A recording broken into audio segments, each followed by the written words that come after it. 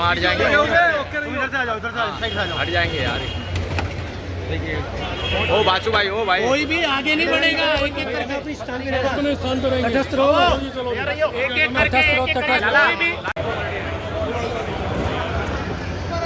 करके आगे नहीं बढ़ेगा, एक एक करके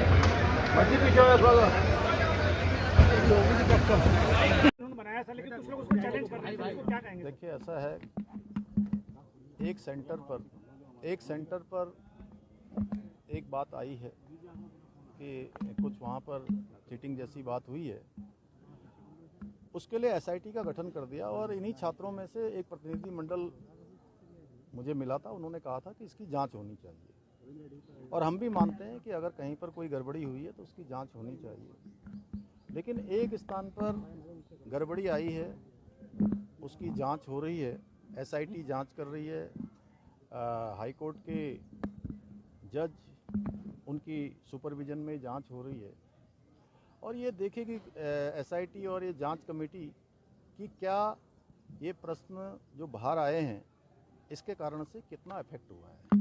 अगर कोई एक व्यक्ति है तो उसके खिलाफ कार्रवाई हो रही है, नकल में जो भी लोग शामिल हैं उनके खिलाफ नकल कानून काम करेगा और अभी तक पिछले 4 सालों में 25,000 नियुक्तियाँ बिना किसी नकल के संपन्न हुई हैं, बिना किसी भ्रष्टाचार के संपन्न हुई है, पारदर्शिता से संपन्न हुई है और हमारा संकल्प है कि आने वाले समय में भी जो भी व्यक्ति इस नकल के अपराध में शामिल होगा, हमारे बेटे बेटियां, हमारे भाई बहनों, हमारे बच्चों के भविष्य के साथ खिलवाड़ करेगा, मैं पुष्कर सिंह धामी अपने जीते जी कभी उनके हितों के साथ किसी भी प्रकार का अन्याय नहीं होने देंगे।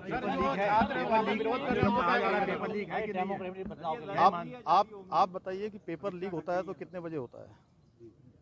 पेपर लीक यदि होता तो 11 बजे पेपर शुरू होता है, 10 बजे पेपर बाहर आ जाता, 10:30 बजे आ जाता, 9 बजे आ जाता, सामूहिक रूप से कोई नकल के प्रमाण मिलते।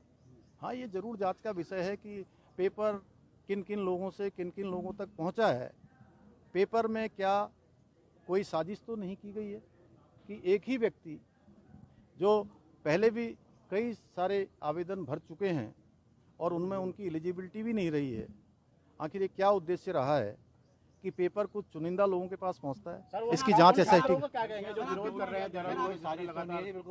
नहीं, देखिए अब सारे छात्र हमारे समझ रहे हैं, बहुत विवेकशील छात्र हैं, उनको पता है कि सरकार ने पहले भी इतनी 25,000 नियुक्तियां की हैं, हम आगे भी बिल्कुल निष्पक्षता के साथ जो 10,000 नियुक्तियां होनी है अगले 1 साल में वो नियुक्तियां करेंगे। उसका कैलेंडर भी जारी हो गया है और छात्रों के आंदोलन को कुछ लोग राजनीतिकरण उसका कर रहे हैं। आप सबने देखा होगा कि छात्रों को बरगला के उनको सड़क पर लाकर कहीं न कहीं उनके आंदोलन को गलत दिशा देने की काम हो रही, लेकिन हम सबको विश्वास दिलाते हैं, अपने छात्रों को, छात्राओं को, अपने बच्चों को, उनका अभिभावकों को, कि उनके हितों के साथ कोई कुठारा गतागत हम नहीं होने देंगे। हमारी मंशा बिल्कुल साफ है, इसीलिए 25,000 नियुक्तियां हुई हैं। इससे बड़ा प्रमाण क्या हो सकता है? राष्ट्र विरोधी नारे लग रहे हैं, उस बारे में क्या कहना चाहेंगे? देखिए, ये तो हमारे अब छात्रों को भी सोचना है। देवभूमि के लोग कभी भी ऐसे राष्ट्र विरोधी तत्वों को उत्तराखंड की देवभूमि पर कभी भी उनको स्वीकारता नहीं देने वाले हैं।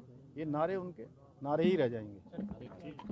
आपका व्यू पर खबरों से जुड़े रहने के लिए हमारा चैनल सब्सक्राइब करें और नोटिफिकेशन के लिए बेल आइकन दबाना ना भूलें।